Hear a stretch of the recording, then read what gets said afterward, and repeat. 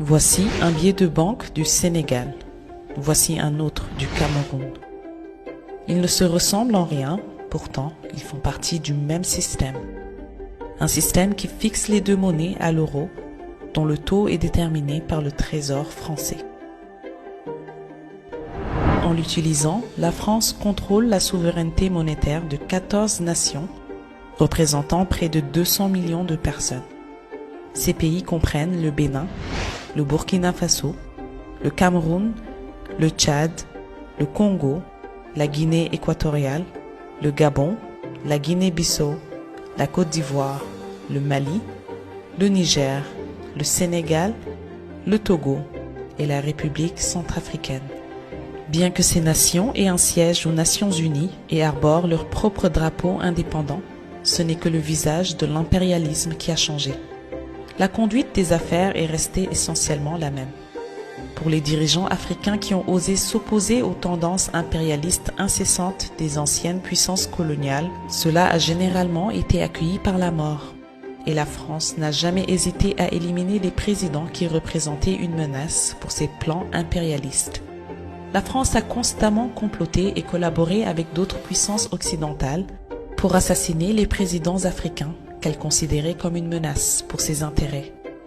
La France a toujours veillé à ce que les anciennes colonies restent sous son emprise étroite. Cela explique l'existence du franc CFA, une monnaie coloniale qui empêche les anciennes colonies d'atteindre pleinement l'indépendance économique. Des présidents comme Thomas Sankara, qui ont refusé d'être sous l'influence de la France, ont été éliminés de la planète. La France jouant un rôle important dans cet assassinat macabre. En tant que tâche persistante dans l'histoire de l'Afrique, le colonialisme et l'oppression économique continuent d'exister des décennies après l'indépendance. Un certain nombre de pays africains sont de plus en plus troublés par l'influence actuelle de leur puissance coloniale. L'histoire montre que malgré des années de lutte pour se libérer, la France a souvent utilisé des légionnaires étrangers pour réaliser des coups d'État contre des présidents élus. 26 pays africains ont connu 67 coups d'État au cours des 50 dernières années, dont 16 étaient des colonies françaises.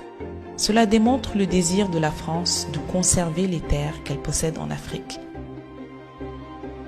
Dans le cadre d'un pacte colonial, 14 pays africains versent depuis janvier 2014, chaque année, 500 milliards de dollars au Trésor français. Il s'agit d'un pacte et tout dirigeant africain qui tente de modifier cette obligation est soit tué, soit victime d'un coup d'État. Ceux qui obéissent reçoivent le soutien et les récompenses de la France, tandis que les Africains sont réduits en esclavage et endettés envers la France par le biais de leurs propres richesses. En rassemblant les 14 anciennes colonies françaises et les économies privées des fonds dont elles ont grandement besoin, nous avons 14 pays qui sont essentiellement les colonies de la France. À la suite de la Seconde Guerre mondiale, une vague de mouvements de décolonisation a balayé l'Afrique et l'Asie. Et les Français, humiliés par leur défaite et leur occupation aux mains des nazis, étaient désireux de maintenir leur empire. Ils ont donc répondu aux révoltes en Algérie, en Indochine et à Madagascar par des représailles brutales, et maintenir leur possession étrangère est devenu de plus en plus difficile.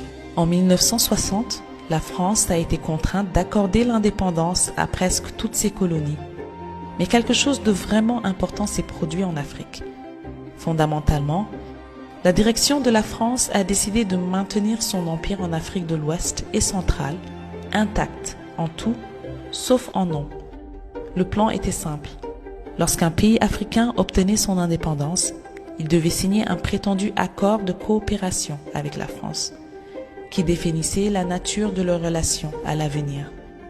En échange de l'aide étrangère française, les pays africains étaient tenus de donner à la France des droits sur les ressources naturelles, de permettre à la France de maintenir indéfiniment des troupes sur leur territoire et surtout, de lier les devises de ces pays à la monnaie française, le franc. Au lieu d'avoir leur propre monnaie, ils devaient utiliser le franc de la communauté financière africaine, ce qui est aujourd'hui appelé le franc CFA. La France présentait ses accords